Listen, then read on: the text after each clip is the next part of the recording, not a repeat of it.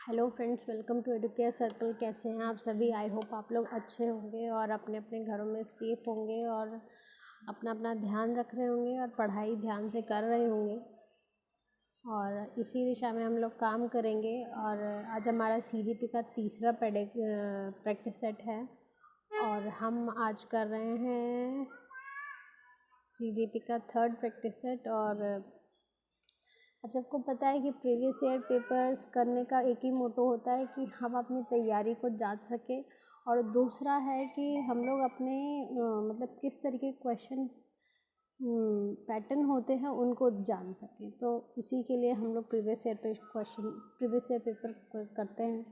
तो पहला क्वेश्चन हमारा है कि समावेशी शिक्षा डैश के सिद्धांत पर आधारित है। तो समावेशी शिक्षा किसके सिद्धांत पर आधारित है?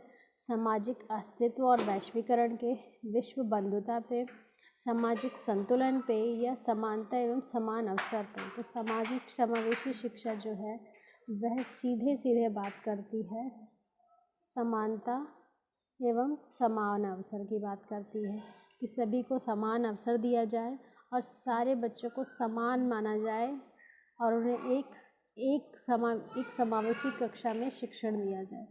दूसरा क्वेश्चन हमारा आता है, दिव्यांगजन अधिकार अधिनियम वर्ष डैश में लागू हुआ था। Right of persons with disability act has been enacted in year. कौन से ईयर में हुआ था? तो आप लोग को ध्यान रख रहे हैं कि ये क्वेश्चन है 2016। इसका बेस्ट आंसर है 2016 में RPW एक्ट है। ये जो RPWD एक्ट है ये 2016 में लागू हुआ था। और इस एक्ट में बात किया गया था जो डिसेबल्ड पर्सन है, दिव्यांगजन पर्सन है, उनके बारे में। और आपको पता हो कि इसी एक्ट में थैलेसीमिया, एनीमिया, इस तरीके की बीमारियों को भी डिसेबिलिटी में काउंट किया गया था। और भी बहुत कुछ है इसके बारे में, RPW एक्ट के बारे में पढ़ने में। किसी वीडियो में डिटेल बात करेंगे इस बारे में हम लोग। नेक्स्ट क्वेश्चन पे चलते हैं। व्यक्तिगत विविधताओं वाले बच्चों को पढ़ाने के लिए ऐसे विद्यालय होने चाहिए जहां शिक्षक विशिष्ट व्यक्तिगत विविधताओं वाले बच्चों को पढ़ाने के लिए प्रशिक्षित हो, बच्चों को समरूप अधिगमकर्ता बनाने में प्रशिक्षित हो, या व्यक्तिगत विविधताओं के आधार पर वर्गीकृत की गई कक्षाओं के विभिन्न वर्गों को पढ़ा सके। चौथा है कि विविध अधिगम आवश्यकताओं के अनुसार विभिन्न शिक्षण अधिगम प्रवृत्तियों का प्रयोग करने में प्रशिक्षित हो। तो हमसे पूछ रहे हैं वो क्या कि व्यक्तिगत विविधताओं वाले बच्चों को पढ़ाने के लिए विद्यालय में कैसा बच्चा शिक्षण होना चाहिए। तो इसका बेस्ट आंसर है विविध अधिगम, ऑप्शन नंबर 4, कि विविध अधिगम आवश्यकताओं के अनुसार विभिन्न शिक्षण अधिगम प्रविधियों का प्रयोग करने में प्रशिक्षित हो वही शिक्षक व्यक्तिगत भिन्नता। इसका बेस्ट ऑप्शन है ऑप्शन नंबर 4। नेक्स्ट पे बढ़ते हैं।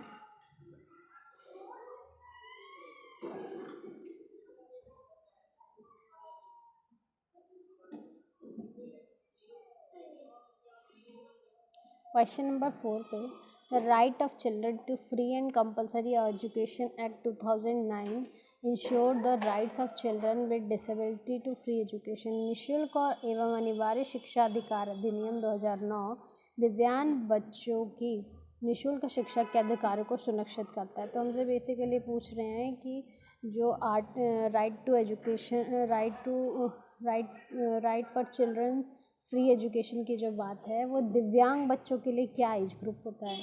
तो इसका जो बेस्ट ऑप्शन है वो 6 वर्ष से लेकर 18 वर्ष तक कि 6 जो दिव्यांग बच्चे हैं। जैसे कि हमें पता है कि राइट टू एजुकेशन जो है कि बच्चों को पढ़ने का अधिकार जो है वो 6 से 14 वर्ष के बच्चों को निःशुल्क शिक्षा का अधिकार देती है।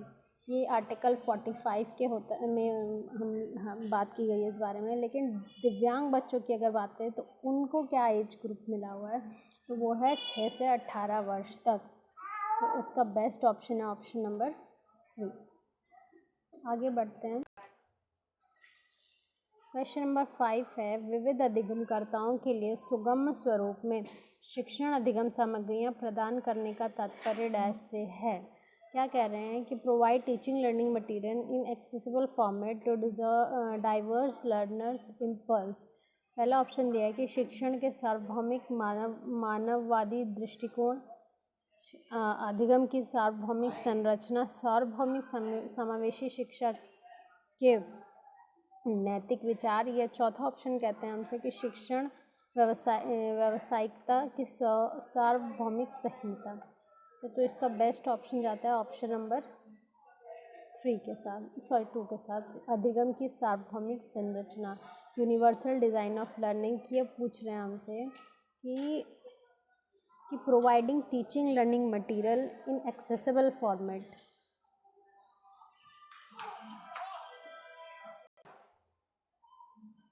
तो इसका बेस्ट ऑप्शन होगा option number 2, universal design of learning. Next question number 6 है, dash involve self awareness and control of cognitive ability, planning, reviewing and revising etcetera. कि स्व जागरूकता एवं संज्ञानात्मक क्षमताओं का नियंत्रण, जैसे योजना बनाना, समीक्षा करना, संशोधन डैश में अंतर्निहित है। तो किस में अंतर्निहित होता है? ये अंतर्निहित होता है, तो ये अंतर्निहित होता है संज्ञान बोध में। इसका ऑप्शन होगा ऑप्शन नंबर 4। नेक्स्ट क्वेश्चन पे बढ़ते हैं। When children think to interpret the received information according to their experience is called. जब बच्चे प्राप्त की गई सूचना की व्याख्या को करने के लिए अपने अनुभव का आधार पे सोचते हैं, तो इसे क्या कहा जाता है? तो इसे कहा जाता है कॉन्क्रीट थिंकिंग, क्योंकि वो अपने कॉन्क्रीट जो भी थिंकिंग है उसको शो कर रहे हैं। ऑप्शन नंबर 2 इसका बेस्ट आंसर होगा। चलिए नेक्स्ट पे बढ़ते हैं। क्वेश्चन नंबर 8 है हमारा, teaching learners at varying level of difficulty based on the ability of individual learner is known as. अधिगमकर्ताओं की व्यक्तिगत क्षमता के आधार पर उनकी कठिनाइयों के विभिन्न स्तरों को ध्यान में रखते हुए पढ़ाने की विधि को क्या कहते हैं? तो इसे कहा जाता है ऑप्शन नंबर 3, विभेदी अनुदेशन, डिफ्रेंशिएटेड इंस्ट्रक्शन। क्वेश्चन नंबर 9 पे बढ़ते हैं। प्रतिपालन अधिगम एक विशिष्ट चरण है जो अधिगम के डैश चरण का पूर्ववर्ती है।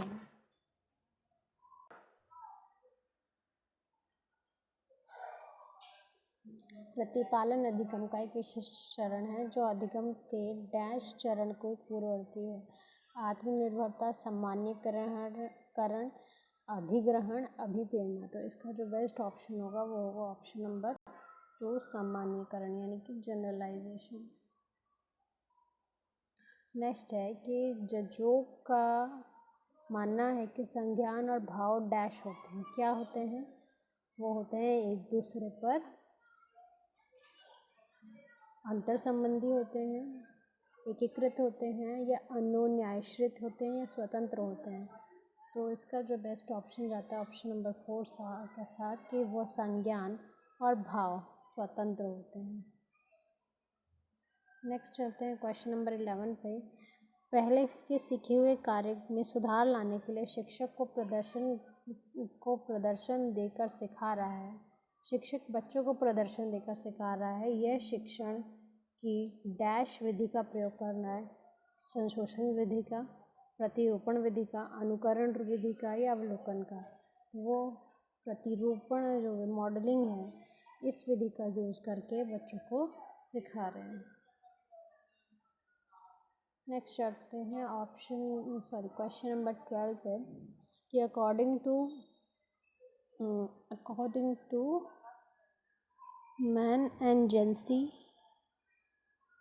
मैन और जेंसी के अनुसार निर्णय लेने वाले बच्चे समस्या का विश्लेषण करते हैं, वैकल्पों की सूचना बनाते हैं और इसके फ़ायदे और नुकसान के प्रत्येक पहलू पर विचार करते हैं। उसका व्यवहार प्रस्तुत करता है। निर्वात्मन, निरंकुश, चौकस या सतर्क, वो क्या है? वो क्या है? तो वो है विजिलेंट।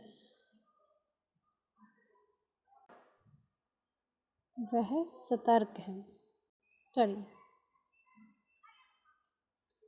वह सतर्क है। Option number 4।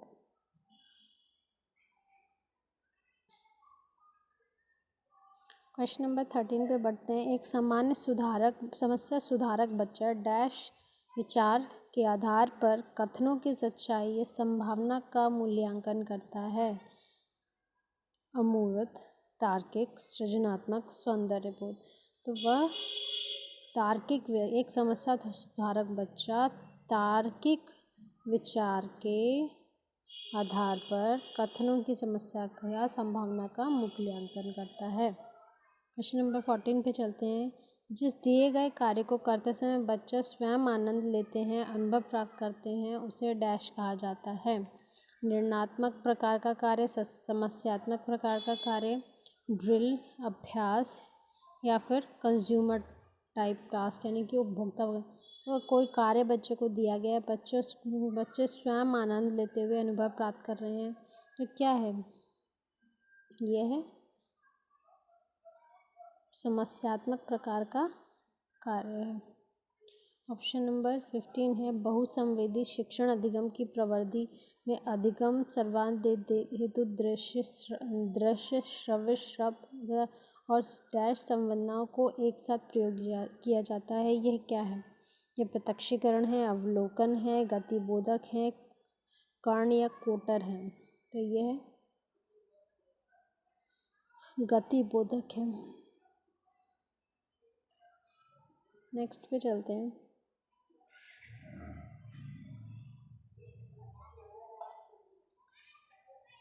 क्वेश्चन नंबर 16 कहते हैं कि शरीर के केंद्रीय भाग से परिधियों एवं अग्रगणों की ओर का विकास क्या होता है? वो कह रहे हैं कि सेंटर से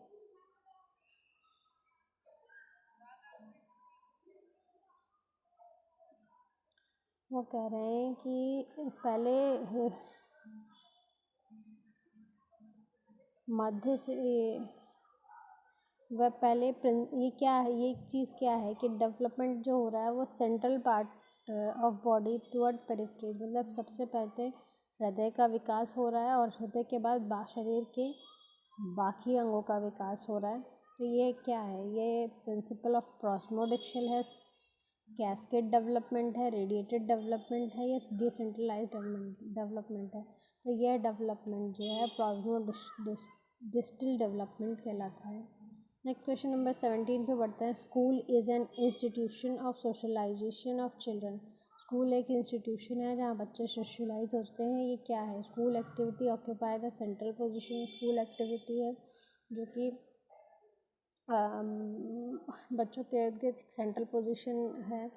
या school teachers occupy the central position, school children occupy the central position, या school routines occupy the central position. मतलब हो जाएगी स्कूल इंस्टीट्यूशन जो है socialization, institution of socialization of children where school. Option number 3 इसका best option होगा, where school children occupy the central position, जहाँ प्रमुख स्थान स्कूल के बच्चों का होता है। क्वेश्चन नंबर 18 है, जब आप एक शिक्षक समूह से जुड़ जाते हैं और अपने समूह के अन्य लोगों की तरह ही पोशाक धारण कर लेते हैं तो आप क्या दर्शाते हैं? कि समूह निर्देशन का पालन कर रहे हैं, समूह की अनुरूपता का कारण कर रहे हैं, समूह की पहचान है या समूह की आज्ञाकारिता है? आपको क्या लगता है इसका? तो इसका बेस्ट ऑप्शन होगा समूह की पहचान को आप प्रदर्शित कर रहे हैं, कि जैसे एक स्पेसिफिक ग्रुप का कोड होता है वही आप प्रदर्शित कर रहे हैं। तो समूह की पहचान यानी कि ग्रुप आइडेंटिटी डिफाइन कर रहे हैं उसी तरीके की पोशाक पहन के। क्वेश्चन नंबर 18 के बाद बढ़ते हैं क्वेश्चन नंबर 19 पे।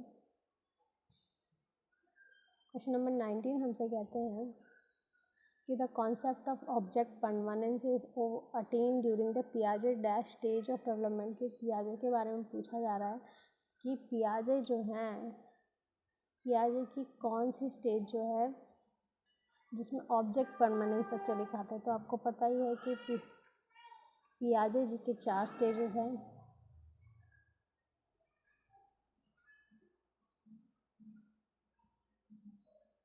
पियाजे ने 4 स्टेजेस दिए हैं।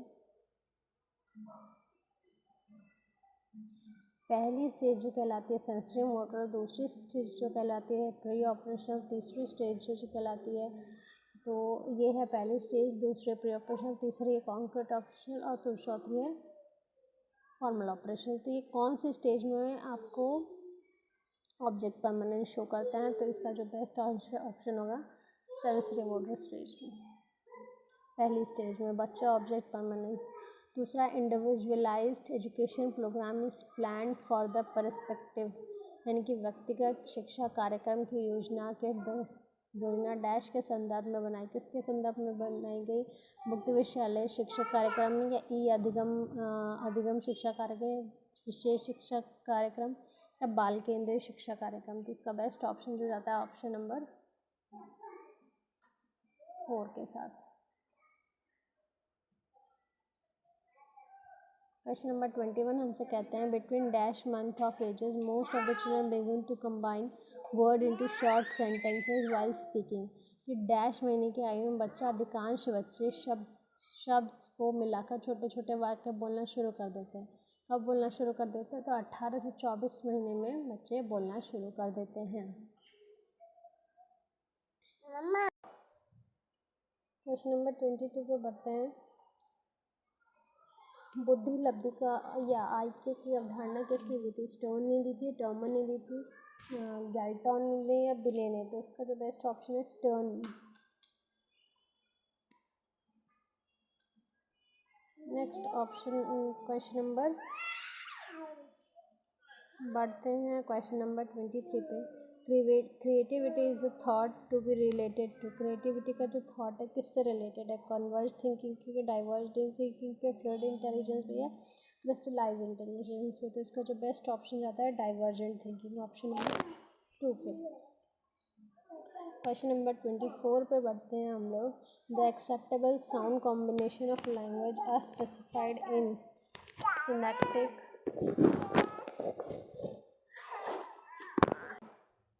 पहला ऑप्शन है सिनेप्टिक, इन्फ्लेक्शन, फोनोलॉजी, चौथा है ग्रामेटिकल। तो इसका जो बेस्ट ऑप्शन जाता है ऑप्शन नंबर 3 के साथ फोनोलॉजिकल। क्वेश्चन नंबर 25 पे बढ़ते हैं। The position where thought pattern are influenced by language, cognitive bias होगा, सोशल एंड लिंग्विस्टिक जेनेसिस होगा, कल्चरल टेंडेंसी या लिंग्विस्टिक डिस्क्रिमिनेशन। जब सोचने की प्रक्रिया किसी भाषा द्वारा प्रभावित होती है तो ऐसी स्थिति को क्या कहते हैं, संज्ञानात्मक पक्ष है, ये सामाजिक भाषाई उद्धत्व है, सांस्कृतिक प्रभावित है या भाषा निर्धारित है। तो इसका जो बेस्ट ऑप्शन जाता है वो ऑप्शन नंबर 4 के साथ, भाषा निर्धारित।